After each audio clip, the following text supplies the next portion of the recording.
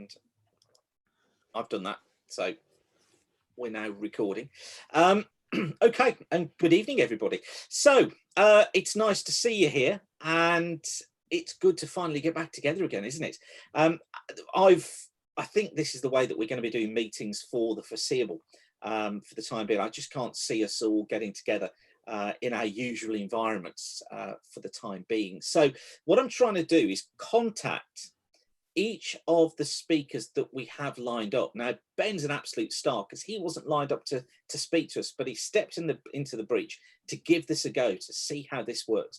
But I'm contacting the speakers as well that we've got lined up through the next few months to see if they're willing to present to us via Zoom. So this could become a regular thing. And hopefully it'll work without any problems. Great to see regular members here. It'd be great if you can just type hello into the YouTube chat box if you know how to do that. If you don't touch it. But if you do, it'd be great for you to say hello so we know who's here.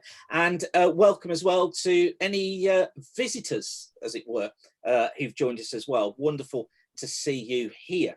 Now, so yeah, as far as parish notices go, that's all I've got to say really, is that we're in the process of contacting those speakers to see what they can do.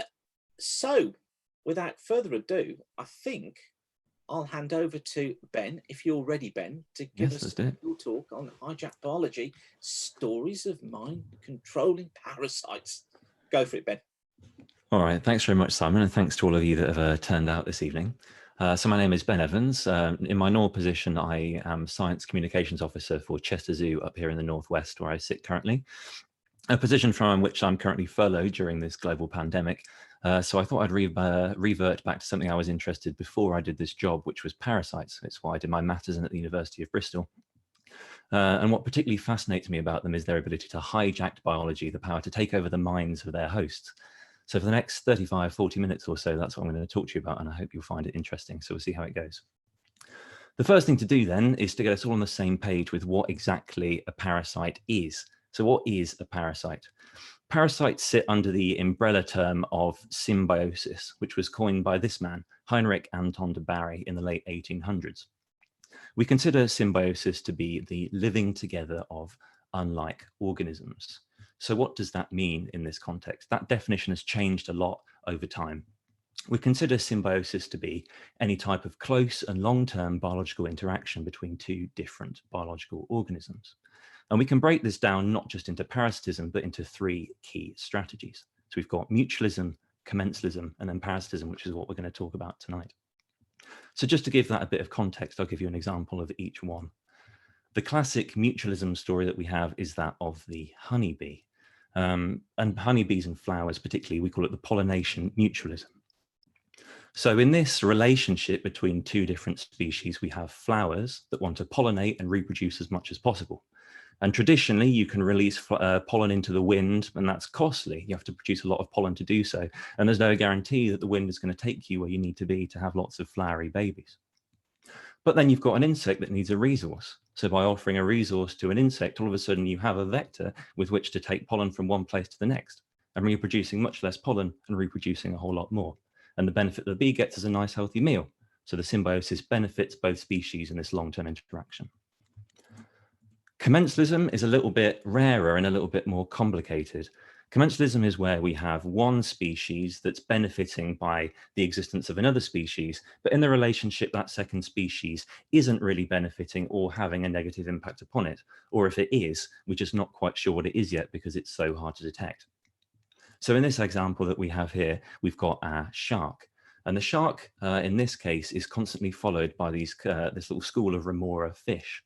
Remora fish are these fascinating creatures with sucker-like attachments on the top of their head, and they swim along in the jet stream of large marine animals such as sharks and whales, feeding on leftover food and fecal matter that's left behind as they go along.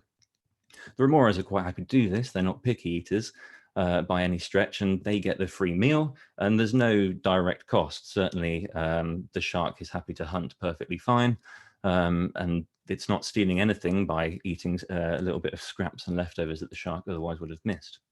So it's quite happy to persist. And then we've got what we want to talk about today, which is parasitism, the third type of symbiosis. So here we've got our classic parasite example, a tick. Those of us that love going for walks in the countryside, surely at some point in our lives will have had an experience with a tick, perhaps buried into the back of our knees or somewhere far more inappropriate. And ticks are parasites that dig into our flesh to extract blood from us as a resource. So in a parasitic symbiotic relationship, parasites extract resource from another living organism, and that causes harm to the host. You're taking resource away from one of the organisms to give it to the first organism. That is a parasitic symbiotic relationship. So the question we have to ask then is why parasitism would evolve in the first place. Why not just extract your resources from static things in the natural environment around you rather than something that's quite hard to find? And we have to think of it in terms of evolutionary competition. So in the world, in our ecosystems, resources are finite. They're not infinite, there's not going to last forever, and they're in limited supply frequently. So let's imagine, for example, in the soil, if you're a plant, there's only a certain amount of nutrients. So species that can find a way of exploiting new resources will be at an advantage over those that are currently competing for an already quite intensely competitive pool of resources. And at this point in the parasitic relationship, you have to consider other organisms as resources themselves. To this tick, we are resources, deeply competitive resources, just like toilet rolls in the supermarkets just a few weeks ago. So by finding a new way to extract resources from the environment around it, it has a competitive edge over other species and can survive and persist. That's how parasitism evolves. But we're not just here to look at parasitism in particular, we're here to look at mind control. So once a parasite has set up its ability to exploit a resource from a host, it's then selected to do it as best as it can. And parasites in this world have come up with many different strategies to do this, one of which is brain control. So what I'm going to take you through now is a few examples, and hopefully we'll see just how some of these incredible adaptations have come about, and then ask the question, why would such a thing ever be necessary? So our first example then, we have an ant. Ants being some of the most common insects in the world, found pretty much everywhere over the planet, on every continent other than Antarctica. And in this case, we're looking at a carpenter ant, ants that live upon the trees, coming down to the forest floor to scavenge for food, and then taking it back to the queen, serving the colony. And that ant pictured here has been doing that its whole life quite happily. But one day, strolling across the forest floor, it picks something up on its outer body which it's not been exposed to before. Something that starts fumbling around and burrowing into the trachea, these tiny holes that cover the ant body, and then starts to spread within it. The ant none aware that this is all happening to it. And for a few days or perhaps weeks, the ant will continue living its merry life until one day things begin to change. Sat upon a branch up high, the ant will start to dance. And this isn't a dance that it's doing under its own control. It's an urge that's overtaken it. And then this dance becomes convulsions, and these convulsions become seizures that launch the ant from its height, toppling it down to the forest floor. Now, fortunately for the ant, or perhaps unfortunately for the fate that awaits it, ants don't have a very high terminal velocity and thus survive this fall to the ground. And at that point, this convulsion becomes an urge to walk. The ant now is perfectly aware of what's happening to it, though no longer has control of its own body, and it begins to walk against its own will to the nearest tree trunk. And once at this tree trunk, it starts to climb, specifically to an area of about 25 to 30 centimeters above the ground. And just why that specific area we'll get to in a second. Once it gets there, it finds itself a leaf. In somewhere like a tropical forest, these are abundant. That's the main place that we find these species. Once it finds this leaf, it takes the big stem that's running through the big vein that's running through the center of the leaf, and it clamps down hard. And it will never let go of this bite again. It bites down, never to move. We call this the ant's death grip. And then a few days later, with the ant stuck in its own body, unable to move, this happens. Something shoots out of the back, just like this. Let's have another look at that. So those of you that are fungal experts will recognize this as a fungal fruiting body. A fungus has hijacked this ant, taken over control of it, and then used its body as a breeding ground to further its own survival. What is this? We call these fungi Ophiocordyceps, which is a genus of many species of fungi that have learnt to parasitize insects, in particular ants. So the question then is, how has it done this? Originally, if we imagine this group of fungi evolving to parasitize insect species, so no longer is it competing for resources in something like soil as other fungi do, and it's found a new way to exploit a niche, just like we mentioned before. So it has a two-step strategy then to make the most of this niche once it's got there. It wants to reproduce better than any other fungi that have also learnt to parasitize insects and compete for resources better, and so on and so forth. So the first thing the fungus does is attack the brain. And then after this step is complete, it moves on to attacking the muscles. And if we look at this in the context of the life history story we just talked about, so we have our ant that picks up Ophiocordyceps unilateralis on the floor. And then after a little while, the fungus cells begin to migrate into the brain area. Originally, we thought the fungus might physically penetrate the brain and manipulate it in some way, but we now know that this isn't the case. Rather, it uses a strange cocktail of chemicals that we call metabolites. And these metabolites are hugely important for the brain processes of basal organisms such as insects. And by manipulating the concentrations of these chemicals, the fungus can get it to do bizarre behaviors. Now, I should stress at this point that this is often cutting-edge research, as we'll see through these examples, and we're still, to some extent, not quite sure of how the changes of these concentrations lead to such specific behaviors. We have a good idea, but nobody's really sure just yet. So once the brain chemistry has been changed and we see this complete removal of the body functions, the need to shake and then to find a place to climb, the fungus then moves into the muscles, where it again secretes a chemical of cocktails, completely fixing the muscles in place. So this is the muscles in those thick mandibles, the ant jaw, and then in the locomotory muscles as well, causing them to atrophy and die. And then the ant's not going anywhere. And then those cells begin to multiply massively. It's fixed in place. The fungus completely fills up the ant body, absorbing all that delicious hemocoel, the fun juice that makes up the ants in a body, eventually coming for the organs until there's nothing left but the brain. And it uses that resource to punch out this fruiting body, and the life cycle repeats again. So that's how it does it. The question is, why? Why go to such a complex mechanism to reproduce in this way? What advantage does it give? We have to focus on something we mentioned before, which is that 25 to 30 centimeter range above the ground. What's so unique about that space? So if we think of the conditions that a fungus needs to grow, if we think where we find fungus in our own homes, most frequently it's places that have been allowed to become damp, moist, and warm. So a combination of temperature and moisture that a fungus needs to survive and reproduce as best as it can. Now, certainly in a tropical forest ecosystem, just it so happens that the best temperature and moisture conditions can be found on average around 25 centimeters above the forest floor for Ophiocordyceps to reproduce. So that leads to more reproduction. And then the moment you have more reproduction, the secondary advantage kicks in is that you're above the ground, where you can find air currents. And when you're distributing forest spores over a large area, you have suddenly the opportunity to spread massively. And we've seen before entire colonies completely wiped out by particular strong strains of Ophiocordyceps before. So in evolutionary terms, going back to how this developed and why it developed, we call this process evolution by natural selection.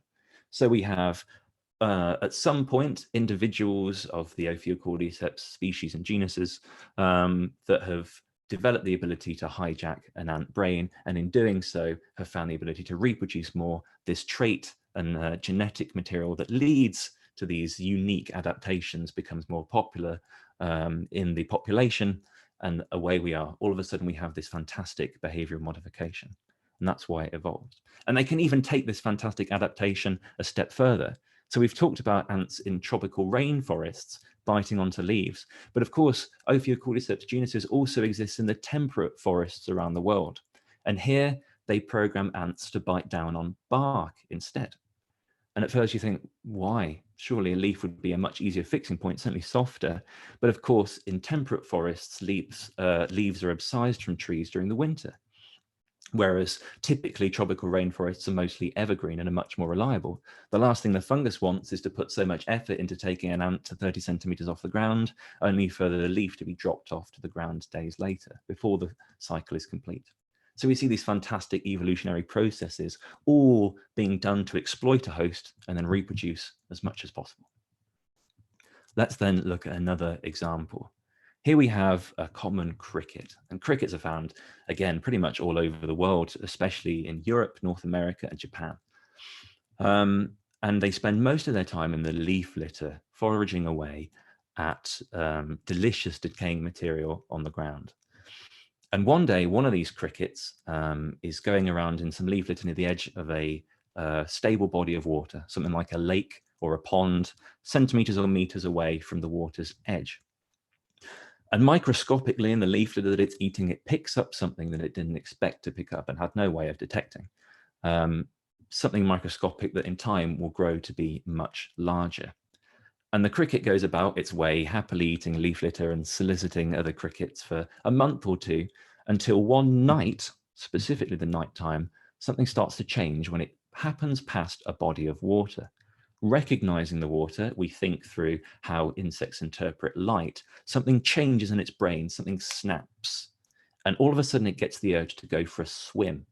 An urge like never before. Crickets typically like to avoid the water. They're not very good swimmers. In fact, they drown most of the time. And this cricket in particular has spent its whole life avoiding water.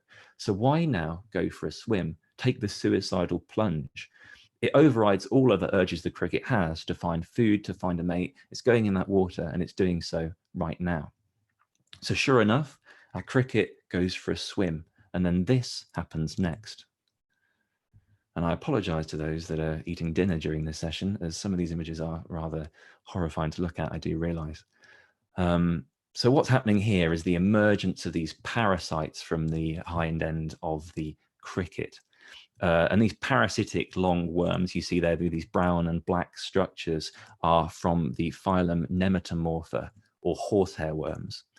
Now, these worms are very simple organisms, basically a big long tube of simple muscle and digestive structure to absorb nutrients that it absorbs through its body wall, but it has no kind of cardiovascular system, no kind of excretory system. It's a really simple organism, but it does differ between males and females, which is something that's important.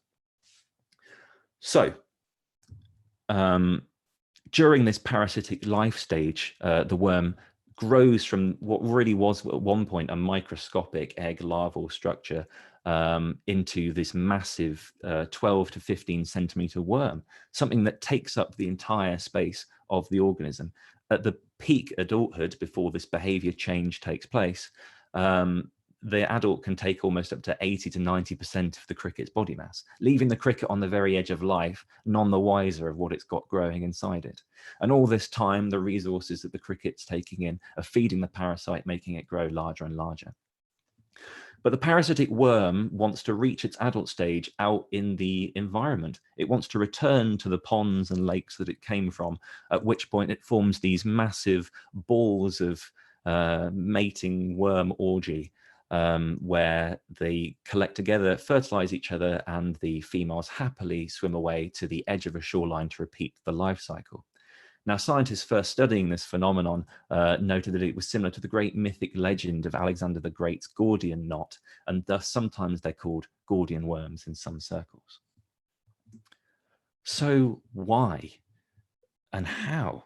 How can something so simple, this simple worm, trigger this suicidal behavior in an insect?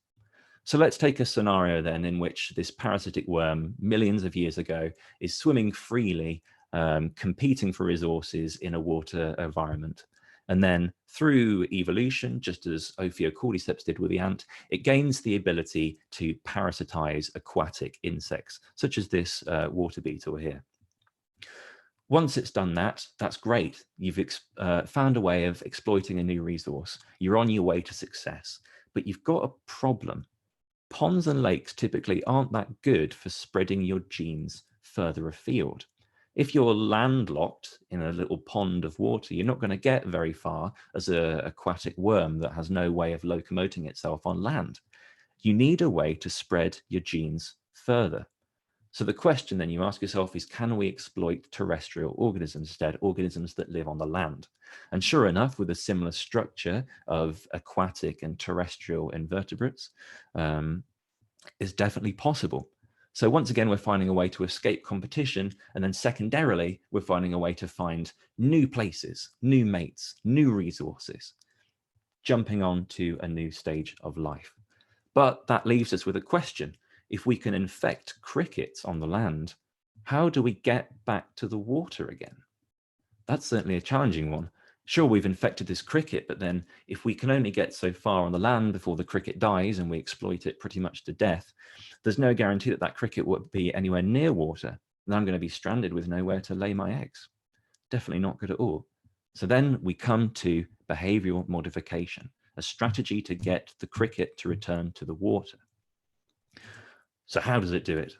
A few years ago, some French scientists set out to answer this question, and they used a research study quite conveniently that involved some summer nights spent around a pool next to a forest area.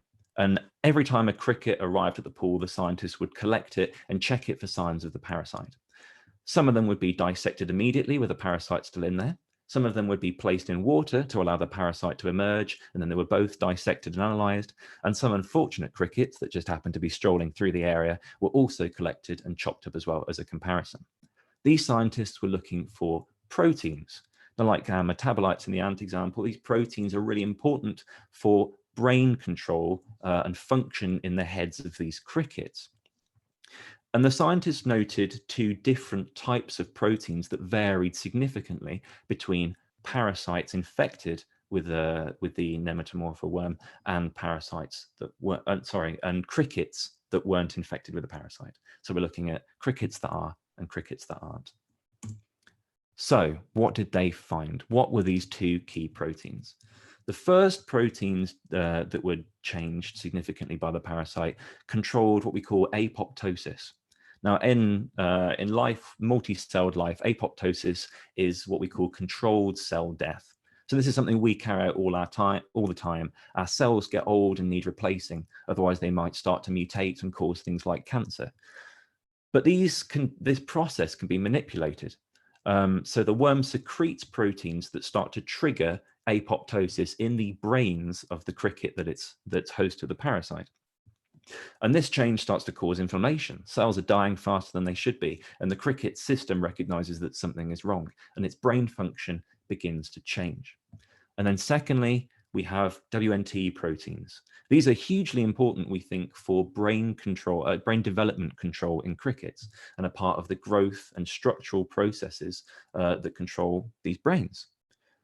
The worm has learned to mimic exactly these normal insect development proteins and trigger certain developmental processes within the brain to, again, change its structure, change its signals that it's sending.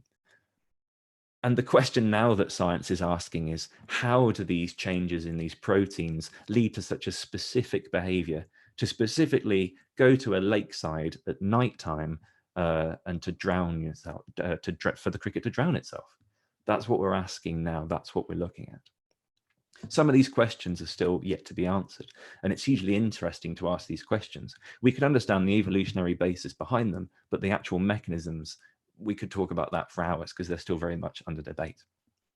All right, then, we've looked at insect examples so far, and we know now that these parasites are changing the behavior of their host to spread further and to extract resources as best as they possibly can to reproduce more. But what about outside of insects? What about some other examples? Let's look at cats. Of course, some people would consider cats parasites anyway. They've tricked us with their adorableness to extract as many resources from us as possible and to feed them and keep them happy. But this isn't the example that we want to look at here. Rather, we want to look at a parasite that infects cats. And in this case, it is Toxoplasma gondii, which is a type of protozoa, a single-celled organism that's different to bacteria, a different form of life, but still single-celled. Now, Toxoplasma gondii has a multiple-stage life cycle, part of which happens in soil, normally in feces, and then part of which is reliant on its host as a parasite, where it extracts resources to reproduce. Eggs go back out again. In the case of cats, at least. But there's something missing there then in that cycle. Because it's all good if you're inside a cat producing loads of eggs that come out in the feces, but then cats don't really tend to go around in the soil eating feces. Well, unless you've got a problem with your cat. So you need a way to get back into the cat, where your offspring at least do. So how do we do this then? This is when we get into what we call intermediate hosts, having a multi-stage part of the host cycle to get where you want to be in the end. What definitely does go through feces and soil is rats, and rats happen to be a natural predator, a natural prey of cats. So Toxoplasma is perfectly capable of infecting the rats and does so on this rather complex life cycle. I'd encourage you to ignore the chaos of the details there and just to focus on this cat, soil, rat, cat cycle that goes around and around all over again. So that's great. Let's think in evolutionary terms. Surely we don't really want this to happen. Why bother going all the way to a cat when we could just have the rat? Does the rat do the job? We can extract the resources from the rat and the rat will poo the eggs out and then we'll go back around again. Isn't that enough? So in evolutionary terms, that's probably what happened in the first place. An ancestor of Toxoplasma might have been in the soil and found itself inside a rat and adapted to be able to parasitize this rat as a way, again, as we've said throughout this whole session, as a way of exploiting a new resource to avoid competition in the old resource. But now once it's in the rat, it faces the problem of occasionally its rat host is eaten. And if the parasite isn't capable of surviving in that second host, that's it. Game over. End of life cycle. So immediately the parasite is selected to be able to survive. And over evolutionary time, this is what happens. Now, once it can survive in the secondary host, it has a question to ask.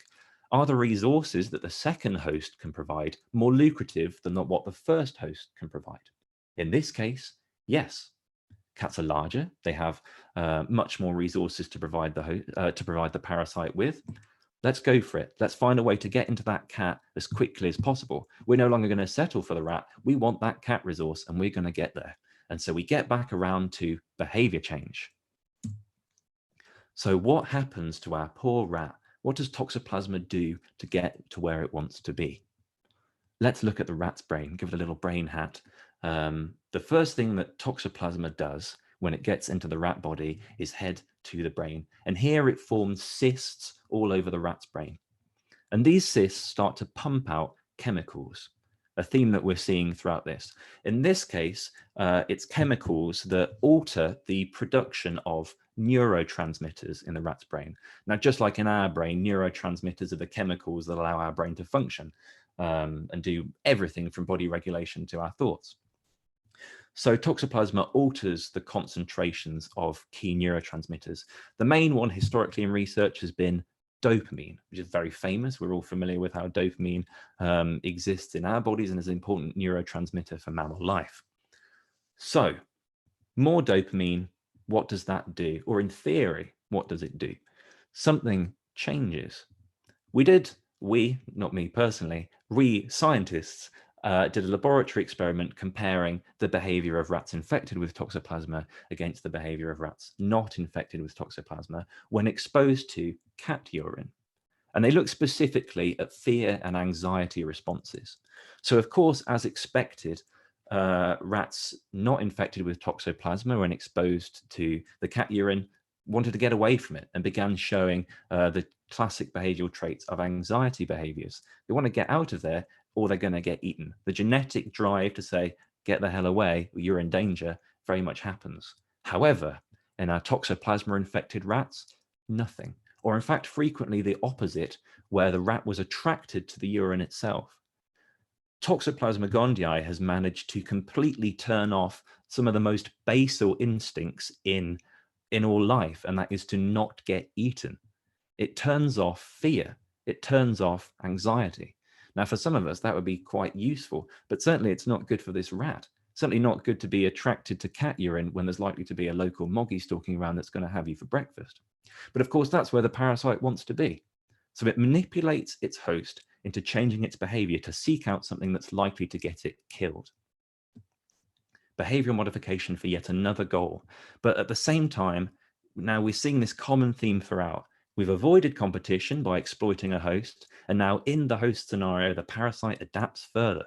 whether it's to reproduce more, to find new locations, or to jump from one host to the next as best as it possibly can, parasites are capable of using behavior change in the brain of animals to achieve its goals.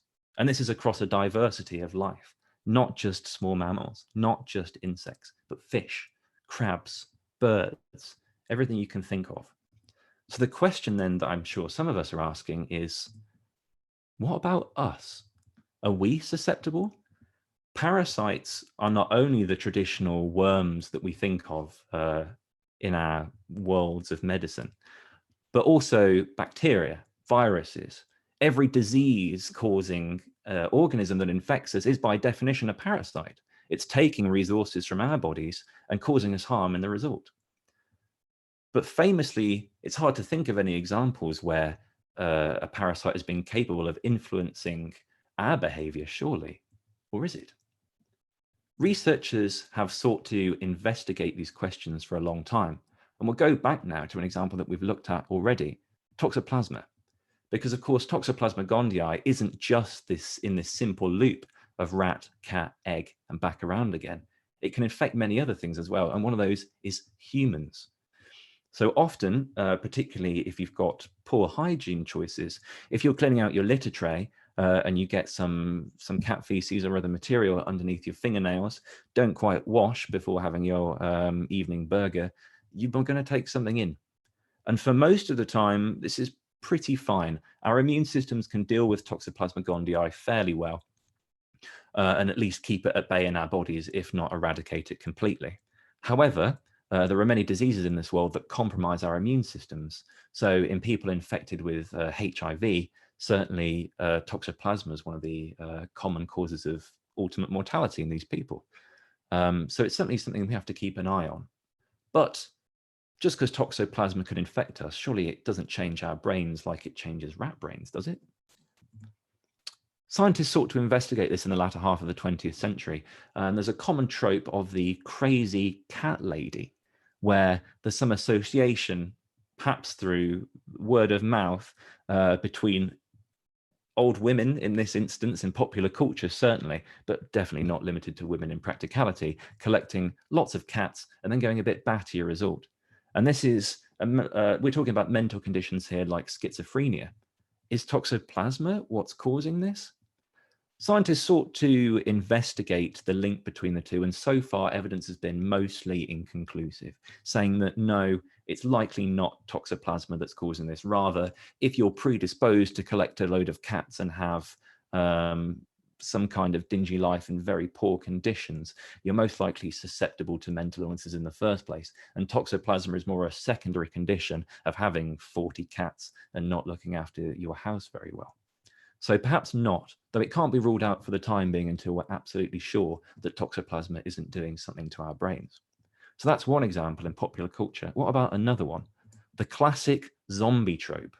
Now here we've got a virus commonly in popular media, a virus that's taken over the human mind to spread, to reproduce. It's found a new niche and it's reproducing better than ever before, to the point where human extinction happens.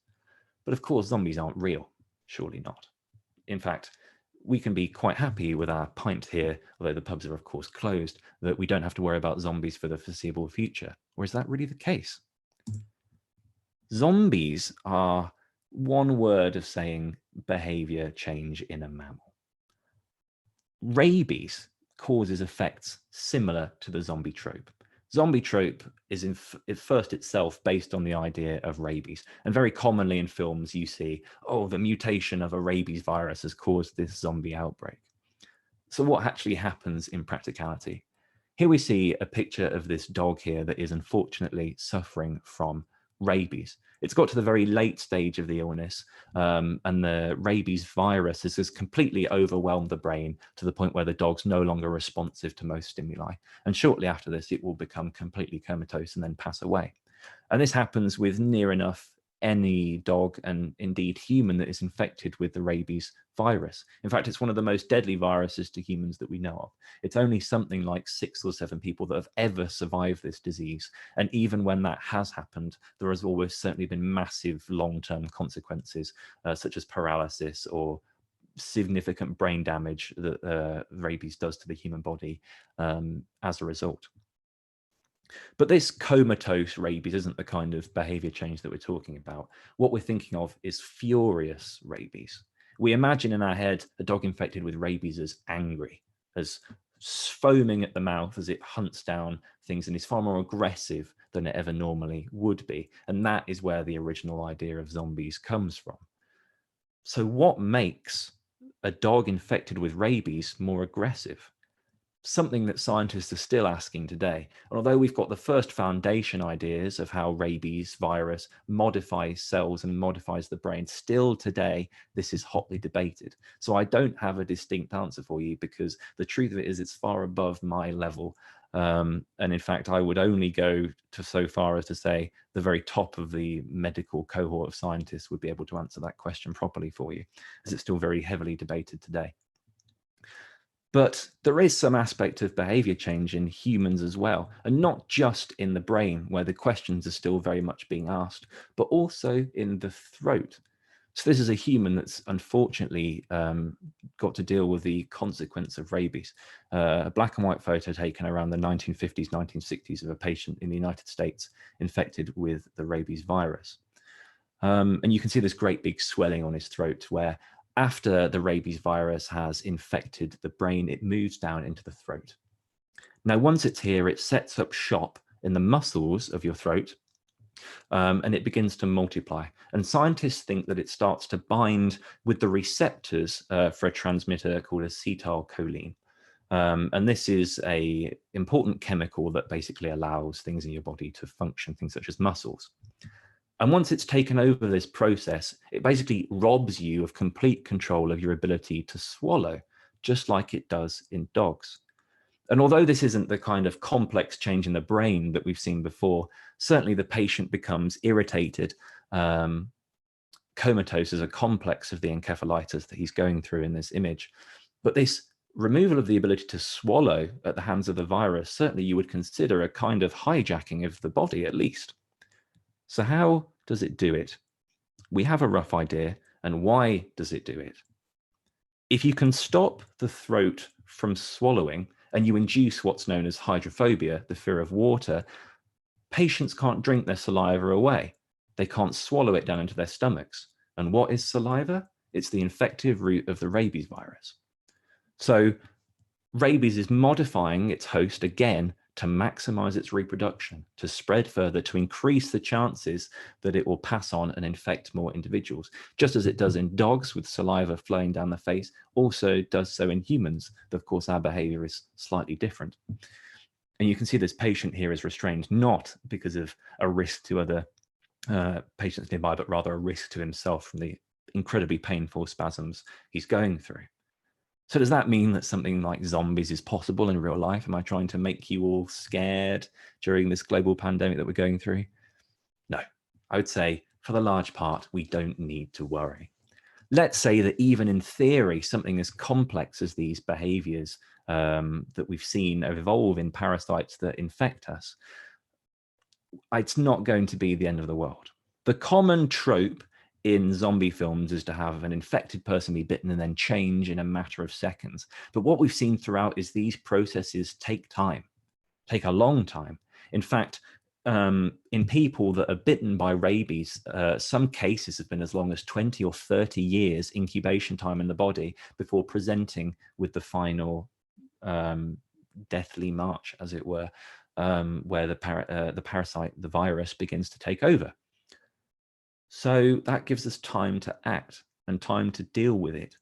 If something were ever to arise, which again is incredibly unlikely, certainly we really wouldn't have much to worry about. Or perhaps we would. It's something that future medicine will have to ask. But for now, unless you're an insect, I really wouldn't say to worry too much. If you do find yourself as an insect, then make sure you stay away from the water. And that's all the advice I can give you. And that's all I have for this evening. So I hope you enjoyed that, and I'll take any questions now if there are any. Thanks very much. Ben, that was absolutely awesome. Thank you very much. That was a most interesting. Wow. Wow. So I got a note of cat urine, feces, fungus, guts, rats, crickets, ants, Rabid Dogs. I've got Mad Cat Lady, Simpsons, and Zombies. That's quite a good collection, isn't it? Quite the repertoire, yes, I'd say. Yeah, that's quite a good collection for an evening.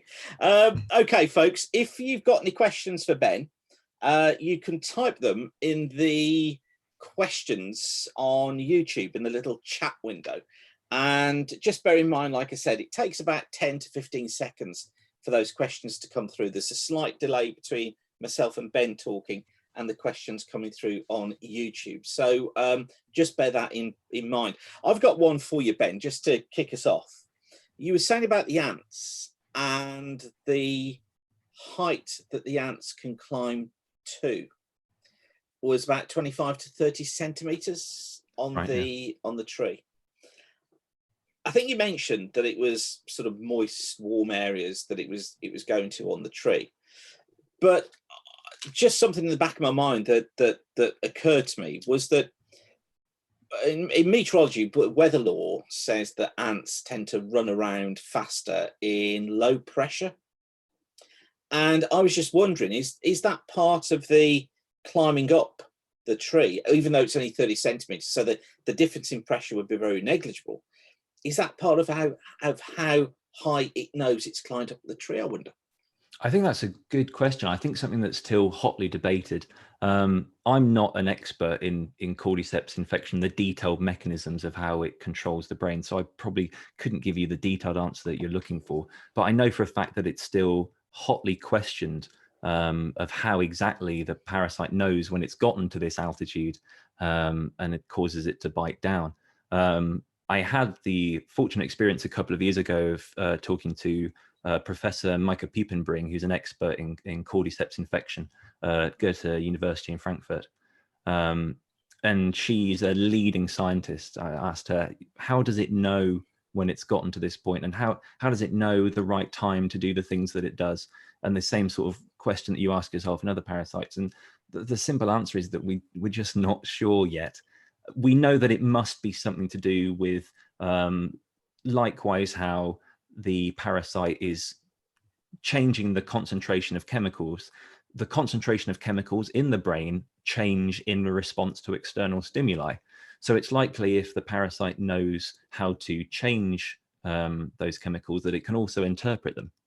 So as the ant is receiving these messages and the chemicals in its brain change, it's likely that the parasite has a way to read these. Though, of course, this is all hypothetical. And again, you would have to ask a world expert rather than somebody that's just a fan. It's just mind-blowing, isn't it? It's absolutely cool, yeah. Mind-blowing how on earth it works that out. I'll never know. We've got a question here. First of all, Philippa says, Ben, that was absolutely fantastic. You're brilliant at explaining complex topics in a really interesting and clear way. Here. Thank you very much. And then Eustaff has said, how do evolutionary rates occur in parasites? And do you think parasites will eventually outpace the development of modern medicine? Ooh, good question. Probably a question that's more posed for a medic than me in terms of the medical world. Parasites are massively diverse. There are some papers that I've seen where people think there might be more species of parasites than there are species that aren't parasites. So it's sort of a hard question to answer, because the evolutionary rates not only will change in time, even in a particular group of parasites, but will also vary massively between species. And this can be very fast. In a matter of a few generations, adaptations can accumulate and change the way that an organism behaves. But also it can take millions and millions of years for these traits to arise, where it just takes the right mutation and the right circumstances for the selection to be just suitable.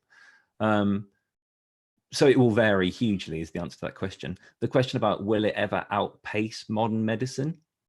It's a question for a medical expert that's looking at things like resistance. If we're talking about infecting humans, which I guess would be the concern for humans, but also from a conservation perspective, infecting animals, you'd have to look at it case by case. And the question will be, how much resources can we put into solutions and how feasible is it? I think I have some faith in our medical community and the power of research that we'll always overcome it. But of course, the question's always there, what if not? I'm sure there's hypotheticals out there. Yeah, absolutely. Absolutely. Great question. That was from Will, by the way. So great question, Will. I just wondered if Alan's got anything to add to that as well. Alan's joined us on Zoom as well. So, Alan, I wondered if you've got anything to add to what Ben said there about parasites and the Hi effect there, on animals. Hi, Alan. Hi there. I'm just going to, there you go. I'll put you on camera there. I don't know whether people can see me or not. Yeah, we've got you. We've got you. Have you got anything to add there? Yeah, I appreciate about the rabies. It fits in with the talk I once did a long time ago. Do you remember? Yeah, absolutely. I remember that. One of the things I thought I had heard is that even the common cold virus has an effect on our bodies in terms of helping itself to spread. Because obviously, and this obviously fits in with COVID-19 as well, it causes us to sneeze and cough. And obviously the virus is in those secretions, but I do wonder whether it has an effect on the way we behave to ourselves, like touching our faces, like touching our eyes, touching our noses, and therefore helping to spread itself into the environment. Yes, I suppose you'd have to wonder, wouldn't you? Yeah. I suppose those things are associated with the symptoms themselves anyway, aren't they? What we already touch our faces something like 2,000 words, 2,000 times a day, rather, if you believe the words of the popular articles that are going around in the moment. So I'd no idea if, I suppose you'd have to do a study on how it does change how we do things like touch our faces and spread the disease to surfaces, and if that has any effect on the predicted transmission as opposed to the normal routes through water globules or something like that in the air. I'm sure somebody must have done a study. Increasing our secretions, and we try and remove those secretions, we then transfer them to our hands. And say, I was listening to the lecture earlier on by which was recommended by Simon about Ebola, and it's spread by touch. Well, presumably COVID and common colds also spread by touch, contact with the secretions and so on. And of course, if we didn't produce the secretions, we wouldn't need to blow our noses and things like that, and therefore get the virus onto our hands. That's true. I guess then we're getting into the barrier between sort of a parasite that's adapted to take advantage of normal behavior, and then a parasite, the examples that we've talking about, that are directly influencing behavior in the brain. So the question is, does the common cold modify our neurotransmitters? I'm not sure. You'd have to have somebody that looks at the common cold. But I'd say the key difference in there is that what we're discussing is, a parasite taking advantage of existing behaviors is one thing, but then modifying existing behaviors into something, unnatural for the host, that's something else entirely. So I think you'd have to look there at the definition, and then if those things that actually exist in the first place. But really good question. I mean, one of the things that COVID does is affect your sense of taste and smell. Now, why are you doing that? No. I expect there'll be lots of research on that in the months to come, so we'll find out in time. Yeah, I sense decades of research ahead with COVID. There are so many questions on there. I mean, it goes back as well to what Will was saying, I think, there, doesn't it? Will's question about will parasites outpace modern medicine? I guess that it wouldn't be a good parasite if it did, because parasites surely relied, a little bit like viruses, on just creating enough chaos within the hosts, but not destroying them completely, because then the virus or the parasite is destroyed completely as well. So I guess that comes back to Will's question a little bit of, can a parasite run out of control? I guess is the question, isn't it? Can it get to such a stage it's out of control, it destroys its host completely, therefore the parasite can't exist itself? Yes, it's all a balance. It's exactly the point you raise. One of the things we've been talking about is competition between species, and when you have parasite species competing for the same resource, one of the things that's selected for in that competition is increased virulence, which is what you say makes things more lethal. But then, of course, if you make things too lethal, then all of a sudden you remove your ability to do transmission. So selection, in theory, is continuously shifting back and forth. Will it ever find a point of equilibrium? No, because external conditions are always changing. So we'll forever shift between a parasite that's very deadly and a parasite that's not very deadly at all, but is still good at spreading. Yeah. And only if things were ever to become completely stable would we see that happen. So it's all down to the numbers, isn't it? Exactly. And as long as things continue to change, then we'll see new adaptations and we'll see old ones die out. But such is the way of evolution in our world. Yeah. The talk Alan referred to there is one of the best talks that I've seen for a long time. Those of you who haven't watched it yet, if you go onto the Wombourne Scientific Society Facebook page, and I think I'll be able to link to it on the YouTube channel now as well, was a talk that Chris Whitty gave 2 years ago into the possibility of a global pandemic and how it would be dealt with.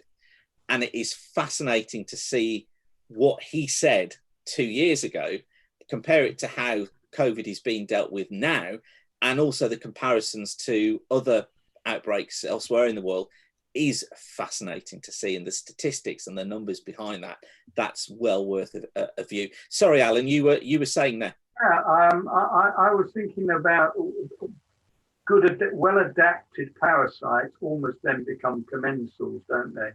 I was thinking that there's a fact that women's breast milk contains a product that is absolutely of no use to the baby at all, but it's there to feed bacteria in the baby's gut. And those bacteria, I think, help with the baby's immune system. I may have got the facts wrong with that, but I think there's a link like that. So there's these bacteria, which theoretically could be parasitic, but are of benefit. So it may not be quite parasitism, but they are using resources, but we've adapted to them to produce a resource that then helps us back. Amazing. Yeah. It's constantly in balance. Under the umbrella of symbiosis, species are constantly moving from mutualism through commensalism into parasitism and then back again, just like species swing about in virulence. It's constantly changing, and it will depend on the selection, as you say. I think we've got another couple of questions in the chat. Got a couple of questions here. We've got Sue says, very good. Hope you don't meet many parasites at the zoo. So do we. Great one. I like that, Sue. And what do we got here? Linda says, do we think that the ant is aware of being manipulated? Oh, that's a good question. Okay. I don't think we know yet, but actually, in regards to the cricket example, if I'm just take it away from the ant for a second, there's always selection for the, well, in some cases, the selection for the infected individual to be able to fight back, as long as it's beneficial to do so. But the question is it beneficial to do so? Ants are an interesting case because they're animals that have what we call eusociality, where they're focused on the benefit of the colony rather than the benefit of the individual. So in this instance, is it better for the survival of the colony for the ant to recognize that it's infected and then get as far away as possible? Or is it better for it to fight back against the infected? What is the cost and what's the solution? And this is something that's going to be playing out in evolution right now. But on the cricket example, one thing I didn't mention is the French study on that swimming pool also noted a change in protein, but not from the parasite influence side, but rather from the cricket side as well. And while it's very preliminary research, that it suggested that protein might be related to the switching off of certain parts of the brain. And it's the cricket doing that, not the parasite. So the paper hypothesized that this might be the very beginnings of a cricket defense system to effectively disable the parts of the brain that are coming under attack from the parasite before the parasites can get to it.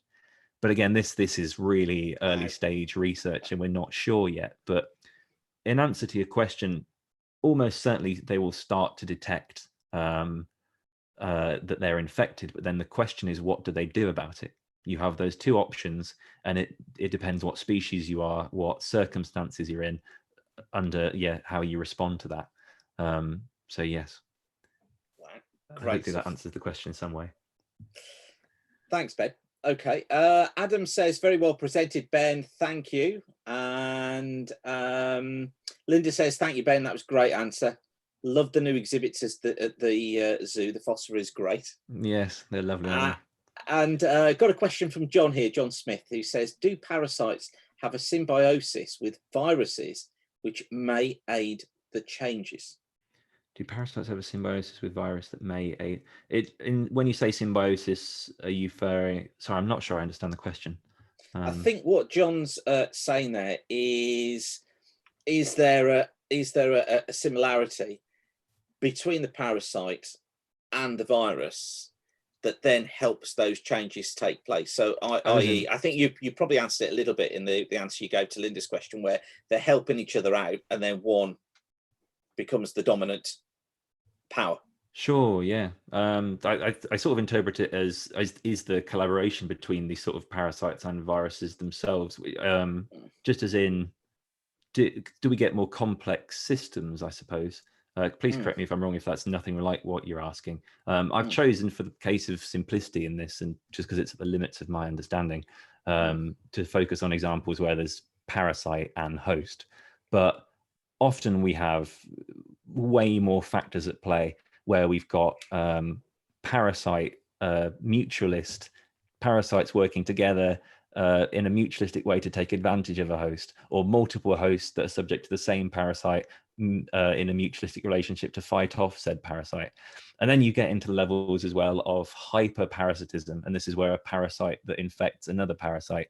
So I think the most extreme example of that is in the wasps that form galls in the leaves of oak trees, and they have 5 stages of hyperparasitism, as in, so the wasp has a parasite which has a parasite which has a parasite which has a parasite, which is yeah.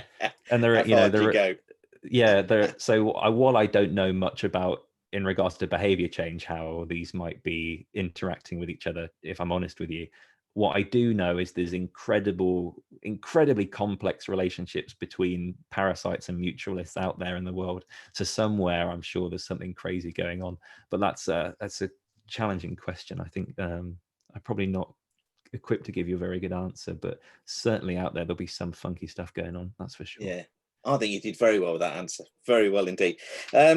Right, well, we've been going for an hour now, so Will says, could you recommend some reading on the subject? Oh, that's a good question. Gosh, it's been a while. If I just get a couple of papers I was reading earlier today to refresh my memory. Alan's got any early stage books? I've got, yes. Try Libersat et al. 2018. Libersat. That's, tell it me again, and I'll type it into YouTube as you go, Ben. Libersat. And what was that? 2018, yeah. 2018. That's Mind Control: How Parasites Manipulate Cognitive Functions in Their Insect Hosts. Okay, there we go. I've just typed that back to you, Will. So, yeah, have a look at that. I mean, these what you tend to find, Will, is that these papers are constantly updated. So somebody will do a paper about a paper about a paper. So if you do a search on Google Scholar, then you should find those papers quite nicely running through there. Will's sixth form. Yeah, great. You'll be getting used to seeing these sort of papers. Well, excellent. Thanks, Ben. Okay, so that's bring us to a close. I suppose I should have said to you, Ben, how are you getting on? Where are you at the moment? And what's going on with the zoo? Oh, so yes, I'm stuck here in Chester. The zoo is soldiering on in our absence. There's a lot of us that are on the government furlough program, but there's an incredible bunch of people left behind that are keeping things ticking over. So a collection of keepers, our education team, our scientists, a couple of our field team are still left there doing, keeping things ticking over while the rest of us are away. And yeah, I'm sure they're doing a fantastic job while I'm not around, and hopefully hope to be back soon, but we'll have to see how this all goes, won't we? I was going to say, well, let's hope. I mean, it seemed today that we will get some idea next week of how this is going to be eased up. So let's hope that you're back there pretty soon. So what are you doing in lockdown though? How are you? I'm doing things like entertaining this. yourself. Yeah, you're doing this. Yeah. Yeah. Other than Doing this, some reading. Doing getting through some books, getting through Netflix. Yeah. I'm sure, like the rest of the country. Yeah. Well, I'm just hitting Amazon hard as well. These are the books I'm reading at the moment. Have you read that one? That's Sapiens. No, but I think I have it on the shelf over there, actually. Yeah, I hear it's good. That is cracking. Absolutely cracking. And I've had another one delivered today. Amazon are doing so well out of me today. That one is great as well. That's Jetstream, which is a new book by Tim Wallings, and it's the story of the jet stream, but it's written as a story. Imagine an air particle on one side of the Atlantic arriving over our side of the Atlantic as well. So I've got that one too. So you've got to get through your bookshelf as well now. Yes, I can recommend for Will, actually, he was asking about reading, that you look into the Extended Phenotype by Richard Dawkins. That was something I was looking into recently around this. It's to do with how genes code with the interactions with the external environment, which is something that's really important for these parasite behavior changes. Extended so look into Phenotype. That. The Extended Phenotype by Richard Dawkins. Okay. There you go. Well, I'll put that up for you as well. In fact, that's probably something we could do for the next meeting, folks. If you've got a book that you're reading at the moment that you're really enjoying, then I think we should do a bit of a show and tell for our next meeting.